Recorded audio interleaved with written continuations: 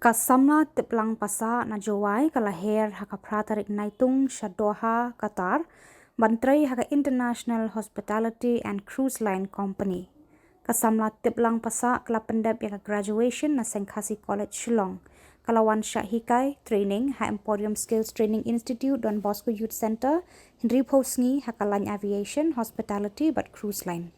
Tanghap ko si Benay bakalawan Syahikai haka Niki Institute kala yokam bandit Trei sa Doha Qatar haka International Company. Kinong penyat ya ka Emporium Skills Training Institute ba Donbosco Youth Center ki ay ka jingker khu kitbok ya ka Samla Tiplang Passah bakan nang kiu irat hakikam ki jam jongka.